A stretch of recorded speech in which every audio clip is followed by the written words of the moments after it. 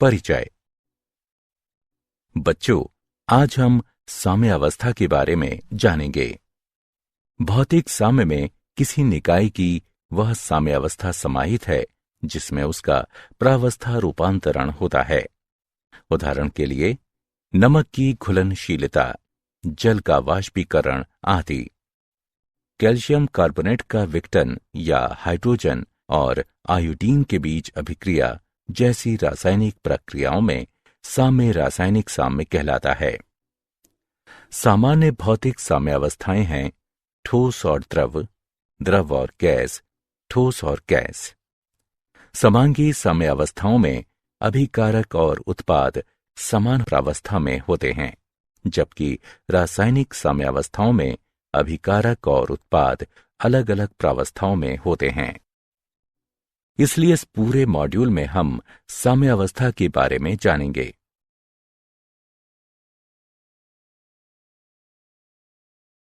उद्देश्य। इस पाठ के अंत में आप निम्न करने में सक्षम हो जाएंगे: भौतिक अवस्था में साम्यावस्था की व्याख्या करना, द्रवों में ठोस या गैसों की घुलनशीलता में साम्यावस्था की व्याख्या करना, रासायनिक साम्यावस्था की व्याख्या करना, रासायनिक साम्यावस्था का नियम व्यक्त करना, समांगी साम्यावस्थाओं की व्याख्या करना, विषमांगी साम्यावस्थाओं की व्याख्या करना, साम्यावस्था स्थिरांक के अनुप्रयोगों की चर्चा करना, साम्यावस्थाओं को प्रभावित करने वाले कारकों की चर्चा करना।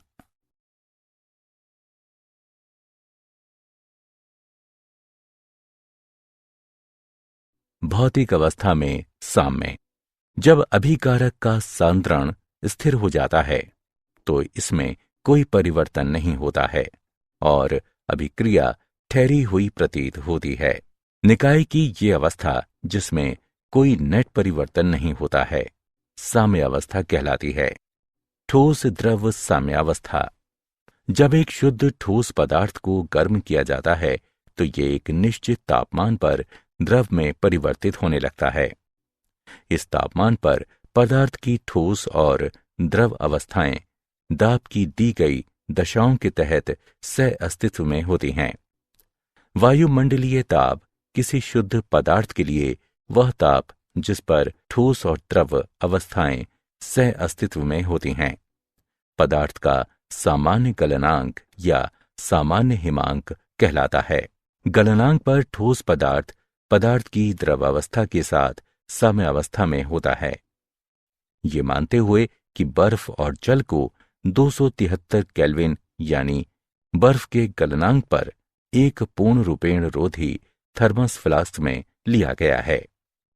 इस निकाय का एक रोचक अभिलक्षण यह है कि तापमान तथा बर्फ और जल के द्रव्यमान स्थिर रहते हैं। ये बर्फ और जल के बीच गतिक साम्य दर्शाता है। चूंकि बर्फ और जल के द्रव्यमान में कोई परिवर्तन नहीं होता है, इसलिए बर्फ से जल में जाने वाले अणुओं की संख्या जल से बर्फ में जाने वाले अणुओं की संख्या के बराबर होती है। इस प्रकार साम्यावस्था पर गलनांक की दर बराबर हिमांक की दर।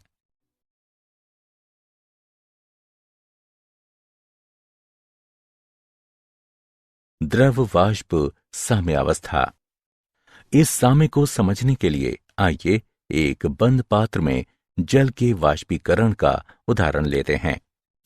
जब जल की थोड़ी सी मात्रा को कमरे के तापमान पर एक निर्वातित पात्र में लिया जाता है तो ये वाष्पित होने लगता है। सबसे पहले पात्र के भीतर का दाब बढ़ता है। जैसे ही गैस प्रावस्था में अणुओं की संख्या बढ़ती है, ये जल की सतह से टकराकर इसे ग्रहण कर लेते हैं। ये संघनन कहलाता है। प्रारंभ में संघनन की दर वाष्पीकरण की दर से कम होती है, लेकिन गैस प्रावस्था के अणुओं में वृद्धि के साथ संघनन की दर बढ़कर वाष्पीकरण की दर के बराबर हो जाती है। इस अवस्था में यह कहा जाता है कि साम्य स्थापित हो गया है। इस प्रकार साम्य अवस्था में वाष्पीकरण की दर बराबर संघनन की दर।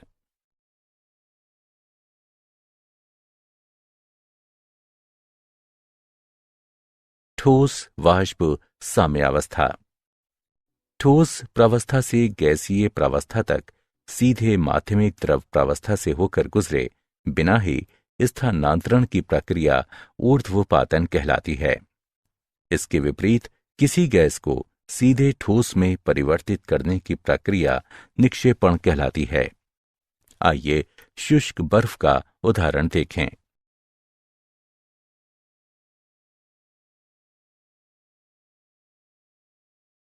द्रवों में ठोस या गैसों की घुलनशीलता संबंधी साम्य। द्रवों में ठोस विलयन, जिसमें और अधिक विलय कण न घुल सके, संतृप्त विलयन कहलाता है। उदाहरण के लिए, यदि हम जल में लगातार चीनी मिलाते रहें तो एक अवस्था ऐसी आती है जब और अधिक चीनी जल में नहीं घुलती है। संतृप्त विलयन साम्य की अवस्था समरूप होता है। जब द्रव में चीनी की घुलनशीलता की दर अपक्षेपण की दर के बराबर होती है तो साम्य अवस्था स्थापित कही जाती है। यह साम्य अवस्था प्रकृति गतिक होती है। इसे रेडियो एक्टिवताहीन चीनी के संतृप्त विलयन में रेडियो एक्टिविता युक्त चीनी की कुछ मात्रा मिलाकर प्रमाणित किया जा सकता है। यह अवलोकन किया गया है कि विलयन और रेडियो एक्टिवताहीन चीनी भी रेडियो एक्टिव हो जाती है।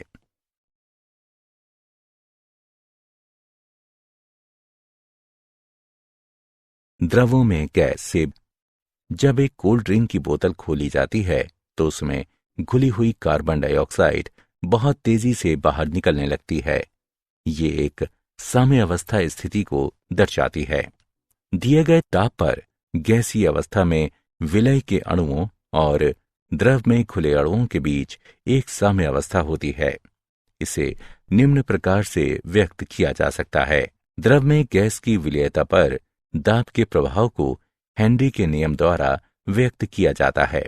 इस नियम के अनुसार दिए गए तापमान पर किसी विलायक के दिए गए द्रव्यमान में खुली गैस का द्रव्यमान विलायक के ऊपर गैस के दाब के सीधे समानुपाती होता है। m सीधे समानुपाती है p के। m बराबर kp।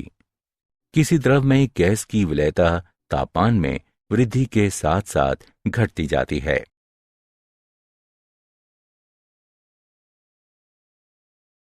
भौतिक प्रक्रम में शामिल साम्य अवस्था के सामान्य लक्षण। 1. साम्य अवस्था पर निकाय के मापने योग्य गुणधर्म स्थिर होते हैं। 2.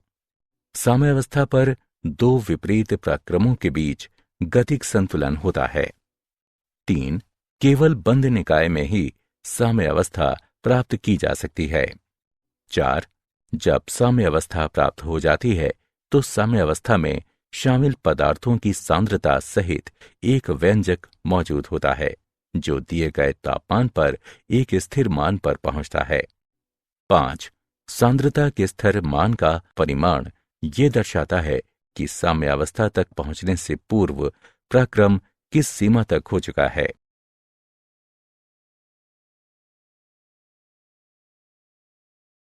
रासायनिक प्रक्रमों में साम्य अवस्था। गतिक साम्य अभिक्रियाएं जिनमें अभिकारकों को पुनः बनाने के लिए उत्पाद अभिक्रिया नहीं करते हैं अनुत्क्रमणीय अभिक्रियाएं कहलाती हैं। उदाहरण के लिए, सिल्वर नाइट्रेट सोडियम क्लोराइड के साथ अभिक्रिया करके सिल्वर क्लोराइड और सोडियम नाइट्रेट बनाता है। अभिक्रियाएं जिनमें अभिकारकों को पुनः बनाने के लिए उत्पाद अभिक्रिया करते हैं उत्क्रमणीय अभिक्रियाएं कहलाती हैं। उत्क्रमणीय अभिक्रियाओं को विपरीत दिशाओं की ओर संकेत करते दो तीर खींचकर निरूपित किया जाता है। उदाहरण के लिए, हाइड्रोजन आयोडीन के साथ अभिक्रिया करके हाइड्रोजन आयोडाइड बनाता है। वो अवस्था जिस पर अभिकारकों और उत्पादों की सांद्रता में और परिवर्तन नहीं होता है रासायनिक साम्य अवस्था कहलाती है। साम्य अवस्था पर अग्रिम अभिक्रिया की दर प्रतीप अभिक्रिया की दर के बराबर होती है। रासायनिक साम्य प्रकृति में गतिक भी होता है क्योंकि अभिक्रिया साम्य अवस्था पर रुकती नहीं है। जब अग्रिम और प्रतीप अभिक्रियाओं की दरें समान हो जाती हैं तो अभिकारकों एवं उत्पादों की सांद्रताएं स्थिर रहती हैं।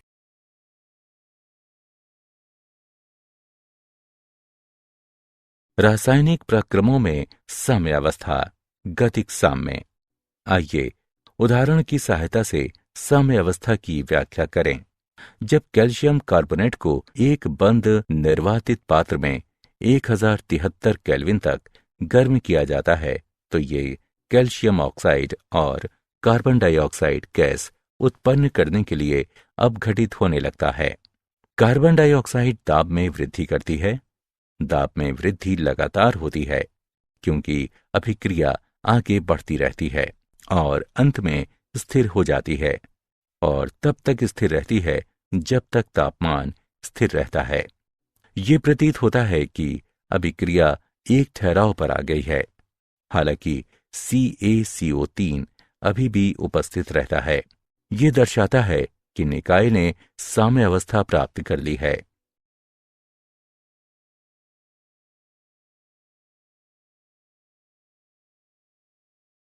रासायनिक साम्यावस्था का नियम और रासायनिक स्थिरांक। द्रव्य अनुपाती क्रिया के नियम के अनुसार स्थिर ताप पर किसी रासायनिक अभिक्रिया की दर अभिकारक अवयवों के आणविक सांद्रण के गुणनफल के सीधे अनुक्रमानुपाती होती है। साथ ही प्रत्येक सांद्रण पद की घात का मान रासायनिक समीकरण में उस अवयव के संख्यात्मक गुणांक के बराबर होता है। आइए एक साधारण उत्क्रमण अभिक्रिया पर विचार करें। अभिकारक A और B उत्पाद C और D बनाने के लिए अभिक्रिया करते हैं। साम्य मिश्रण में सांद्रताएं निम्न प्रकार से संबंधित हैं। इसे समीकरण 1 नाम दें। समीकरण 1 साम्य समीकरण कहलाता है। Kc साम्य स्थिरांक कहलाता है और पद साम्यावस्था स्थिरांक व्यंजक कहलाता है। निम्न प्रकार की सामान्य अभिक्रिया के लिए साम्यावस्था स्थिरांक के लिए व्यंजक को निम्न प्रकार से लिखा जा सकता है, जहां C इंगित करता है K को, अर्थात Kc को मोल प्रति लीटर की सांद्रताओं में व्यक्त किया जाता है।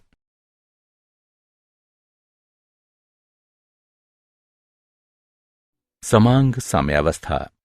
इस साम्यावस्था में अभिकारक और उत्पाद एक ही प्रावस्था में होते हैं।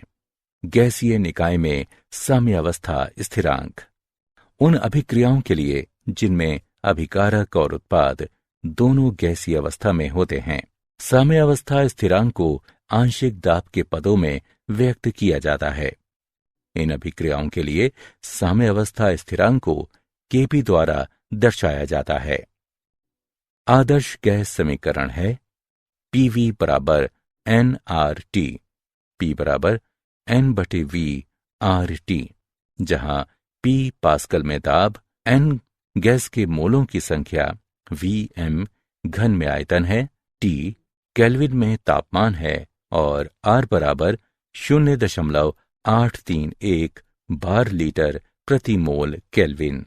N/V को मोल प्रति लीटर में सांद्रता C के रूप में और P को बार में व्यक्त किया जा सकता है, इसलिए P बराबर CRT। सामान्य अभिक्रिया के लिए Kp का मान है, जहां C Da और B के क्रमशः Pc, Pd, Pa, Pb आंशिक दाब है और इसे हल किया जा सकता है। Kp और Kc के बीच संबंध है Kp और Kc गुणा RT की घात डेल्टा N, जहां संतुलित रासायनिक समीकरण में डेल्टा N बराबर गैसीय उत्पादों के मोलों की संख्या, गैसीय अभिकारकों के मोलों की संख्या, दाब को बार में व्यक्त किया गया है।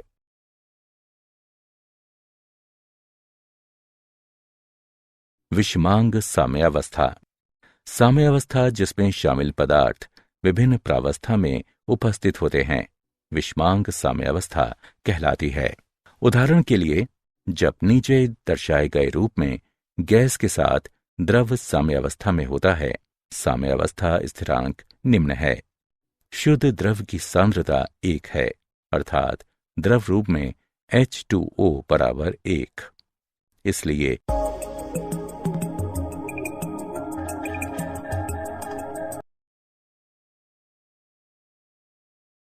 साम्यावस्था स्थिरांक के अनुप्रयोग। साम्यावस्था स्थिरांक के लक्षण।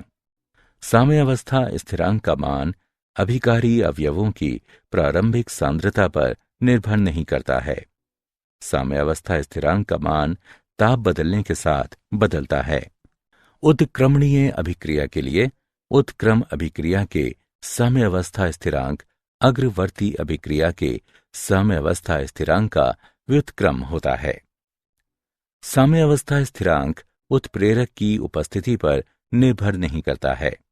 यदि साम्यावस्था स्थिरांक को सांद्रता के पदों में व्यक्त किया जाता है तो विभिन्न अभिक्रियाओं के लिए इसके मात्रक अलग अलग होते हैं। अभिक्रिया की सीमा का अनुमान लगाना। साम्यावस्था स्थिरांक का परिमाण हमें उस सीमा के बारे में बताता है जिसके लिए अभिकारकों को साम्यावस्था प्राप्त करने से पहले उत्पादों में रूपांतरित किया जाता है।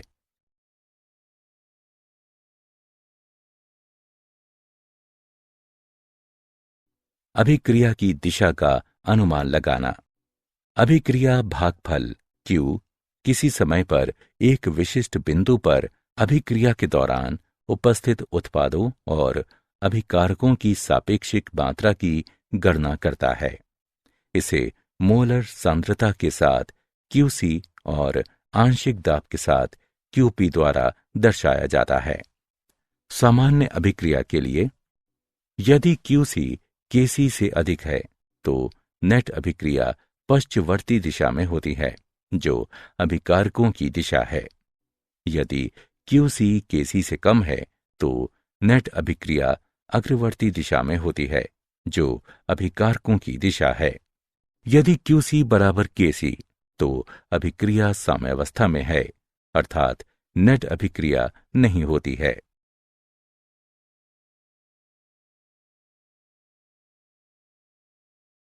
साम्य सांद्रताओं की गणना। चरण 1। साम्य के लिए रासायनिक समीकरण लिखें। चरण 2।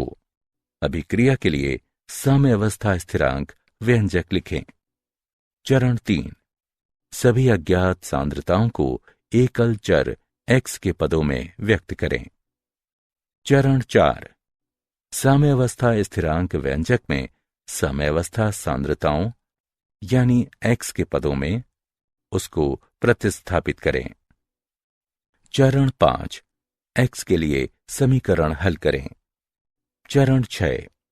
साम्यावस्था सांद्रताओं की गणना के लिए चरण 3 के व्यंजकों में x के लिए प्राप्त किए गए मान प्रतिस्थापित करें।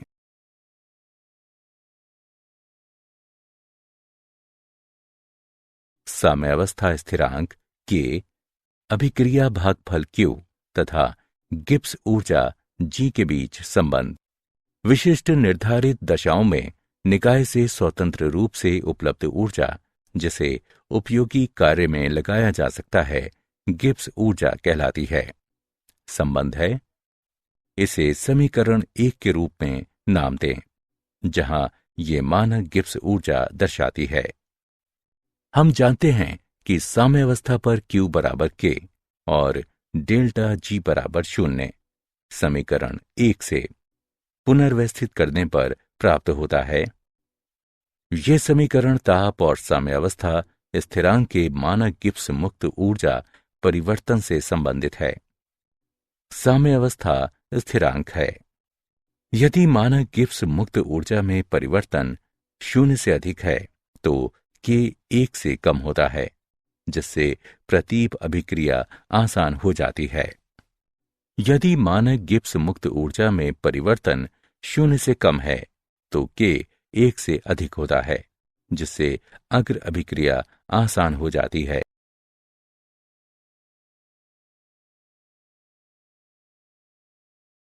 साम्यावस्था को प्रभावित करने वाले कारक सांद्रण, ताप, दाब जैसे प्राचलों के प्रभाव का अध्ययन ला शातिलिये सिद्धांत की मदद से किया जा सकता है।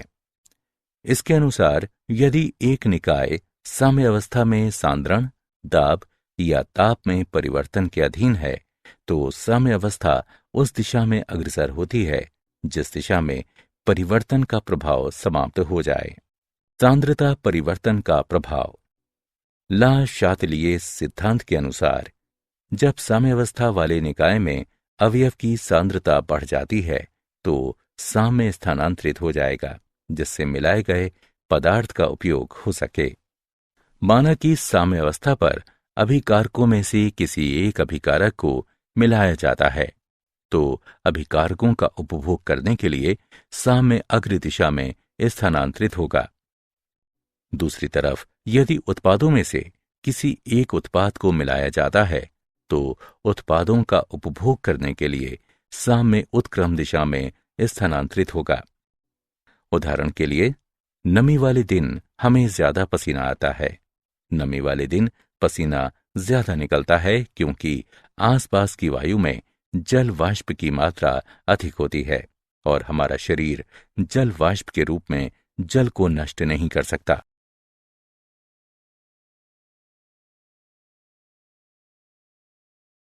साम्यावस्था को प्रभावित करने वाले कारक।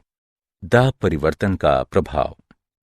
ला शातिलिये सिद्धांत के अनुसार वाह्य दाब में वृद्धि साम्यावस्था को इस प्रकार से प्रभावित करेगी कि दाब कम हो जाए। इसका अर्थ है कि साम्य उस दिशा की ओर स्थानांतरित होगा जिस तरफ गैसीय पदार्थों के मोलों की संख्या सबसे कम है।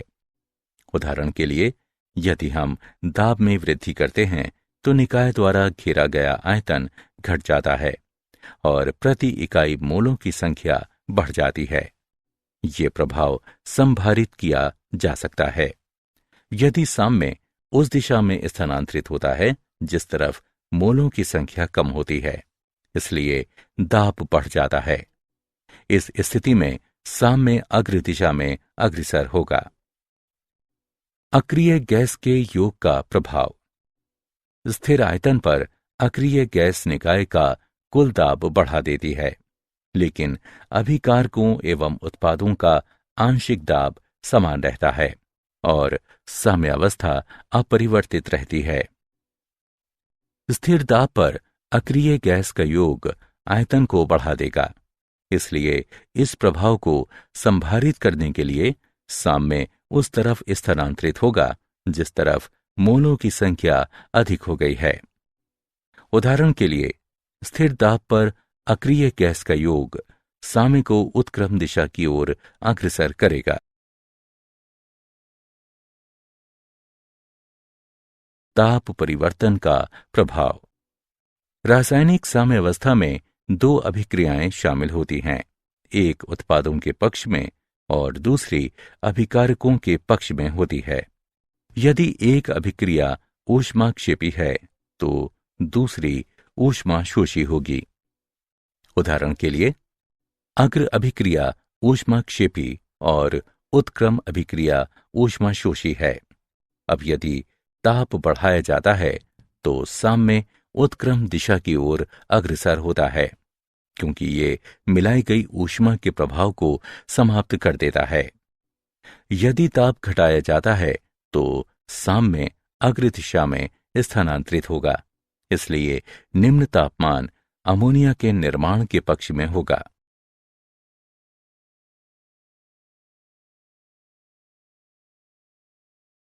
क्या आप जानते हैं, डॉक्टर डिएगो डॉमजिस एरोस्पेस इंजीनियरिंग विभाग में सहायक प्रोफेसर के नेतृत्व में एक अनुसंधान टीम को तापीय असाम्यावस्था की उपस्थिति में अशांत प्रवाहों की जटिल अन्योन्य क्रिया के अध्ययन के लिए air force office of scientific research यानी AFOSR द्वारा $2.2 मिलियन का पुरस्कार प्रदान किया गया।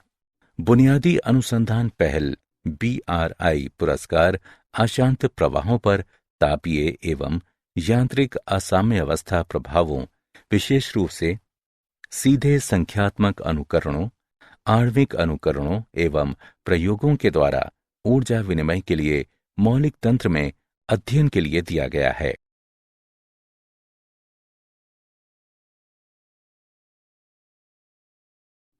सारांश। आइए हमने जो कुछ सीखा है उसे संक्षेप में दोहराएं। जब अभिकारक का सांद्रण स्थिर हो जाता है तो इसमें कोई परिवर्तन नहीं होता है और अभिक्रिया रुकी हुई प्रतीत होती है। निकाय की ये अवस्था जिसमें कोई नेट परिवर्तन नहीं होता है साम्य अवस्था कहलाती है। गलनांक पर ठोस पदार्थ पदार्थ की द्रवावस्था के साथ साम्य अवस्था में होता है। द्रव और वाष्प अवस्था के बीच साम्य अवस्था में वाष्पीकरण की दर बराबर संघनन की दर। ठोस प्रावस्था से सीधे गैसीय प्रावस्था में रूपांतरण ऊर्ध्वपातन कहलाता है और इसके विपरीत रूपांतरण निक्षेपण कहलाता है। एक विलयन संतृप्त कहा जाता है यदि और अधिक विलय कणों को घोला नहीं जा सकता।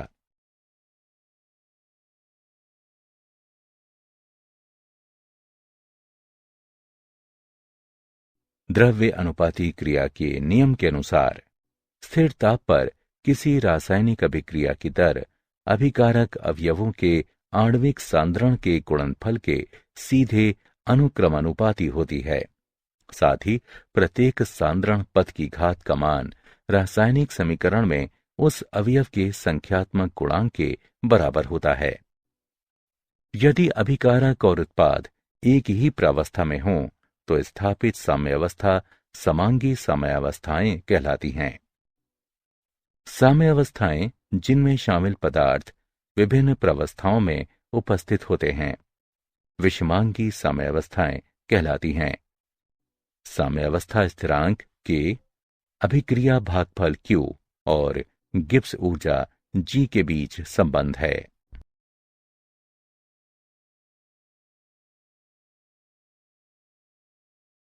साम्यावस्थाओं को प्रभावित करने वाले कारक सांद्रण परिवर्तन, दाब परिवर्तन, अक्रिय गैस योग, ताप परिवर्तन और उत्प्रेरक का प्रभाव हैं।